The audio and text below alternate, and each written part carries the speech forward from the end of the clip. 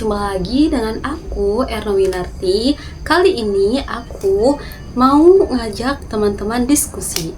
Pernah gak sih kalian ngerasa deg-degan banget? Cuma karena dimintai ngomong di depan kelas. Padahal cuma disuruh presentasi 5 menit. Tapi rasanya kayak mau sidang skripsi. Tenang, kalian gak sendiri kok. Hari ini kita bakal bahas tentang public speaking. Tapi bukan cuma definisinya aja ya. Kita bakalan ngobrol santai tentang kenapa public speaking itu sangat penting. Apa yang sebenarnya bikin kita takut dan gimana cara menguasainya. Nah, sederhananya public speaking itu adalah proses berbicara di depan sekelompok orang dalam situasi yang terstruktur dan punya tujuan tertentu. Artinya, kita nggak cuma ngomong asal ngomong, ada pesan yang mau disampaikan. Bisa dalam bentuk tulisan, lisan, suara, gambar, bahkan simbol juga termasuk. Dan tujuannya tuh sangat jelas, yaitu memberikan informasi, mempengaruhi, bahkan menghibur. Contoh sederhananya, misalnya waktu kamu presentasi di depan banyak orang. Nah, di situ termasuk public speaking. Atau waktu kamu jadi MC pemandu acara, itu juga termasuk bentuk public speaking. Jadi sebenarnya kita udah sering ngelakuinnya, tapi mungkin saja kita belum sadar apa yang sedang kita lakukan. Kenapa ya public speaking itu sangat penting? Nah teman-teman, ada beberapa alasan kenapa kita harus menguasainya. Yang pertama, banyak orang sukses berawal dari berbicara yang baik. Nah, selanjutnya itu tuntutan zaman dan teknologi. Sekarang era digital, semua orang bisa bikin konten, bisa bikin podcast, bisa jadi YouTubers. Yang ketiga, tuntutan profesi. Hampir semua orang pekerjaan butuh komunikasi. Lalu yang keempat itu persaingan. Kalau ada 2 orang dalam ruangan dengan kemampuan yang sama, biasanya yang percaya diri berbicara itu akan lebih menonjol. Jadi pertanyaannya sekarang, bagaimana caranya kita jadi pembicara yang baik?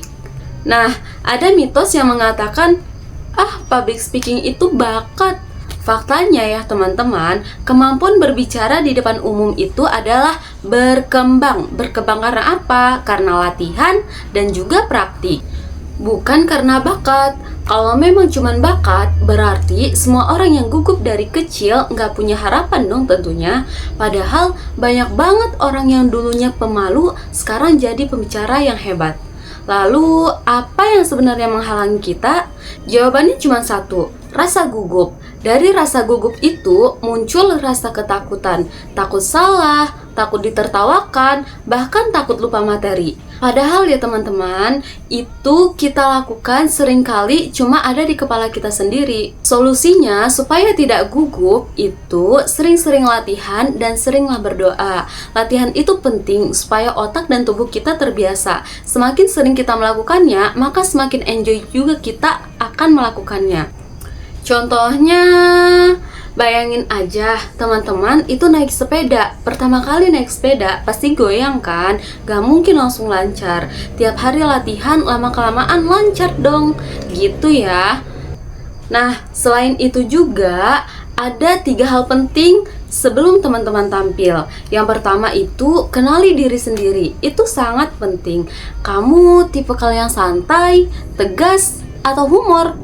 Nah, gunakan bahasa yang sesuai dan gaya yang sesuai dengan kepribadian kamu.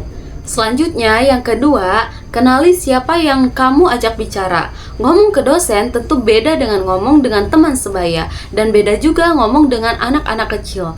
Nah, selanjutnya itu yang ketiga, kuasai materi. Kalau kamu benar-benar paham, kamu nggak akan takut salah.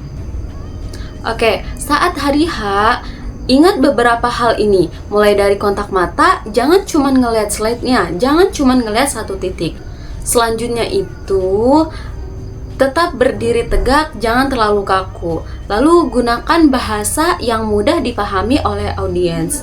Dan intonasi itu jangan datar seperti robot. Nanti audiens mudah malas mendengarnya, mudah bosan mendengarnya. Lalu sesekali sisipkan humor yang relevan biar nggak tegang-tegang amat. Ingat ya teman-teman, jangan lupa berinteraksi dengan audiens. Jangan cuman berbicara ke satu arah. Ajak mereka berpikir, ajak mereka berinteraksi denganmu. Seperti halnya kalian menanyakan ke audiens, kenapa public speaking itu penting? Nah, itu sederhana tapi bikin mereka merasa ada, bikin mereka merasa dilibatkan. Oke, lanjut. Kita akan membahas PowerPoint. Nah, di sini sangat penting. Saat kalian presentasi, jangan langsung membagikan materi kalian. Lalu di slide itu jangan cuman berisi poin tanpa penjelasan. Terus juga visual yang tidak nyambung dengan teks yang ada. Itu sangat tidak disarankan. Dan hal-hal yang lainnya. Ingat ya, slide itu alat bantu. Bintang utamanya tetap kamu.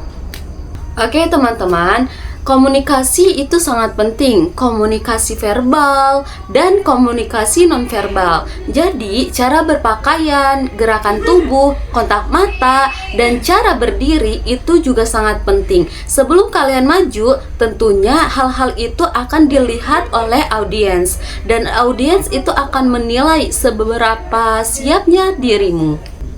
Baiklah teman-teman, jadi public speaking itu bukan cuma soal siapa yang paling pintar berbicara, tapi siapa yang mau belajar, siapa yang mau latihan, dan siapa yang mau mencoba walaupun masih takut dan deg-degan. Karena setiap kesempatan berbicara di depan umum adalah kesempatan untuk berkembang. Jadi, jangan lewatkan itu. Dan mungkin video yang sedang kamu tonton ini adalah langkah awal kamu untuk menjadi pembicara yang baik. Jadi, mulai sekarang jangan hindari kesempatan berbicara. Ambil, manfaatkan, dan maksimalkan. Karena kemampuan berbicara bisa membuka banyak pintu kesuksesan. Sekian, terima kasih sudah menonton video. Sampai jumpa kembali di video berikutnya.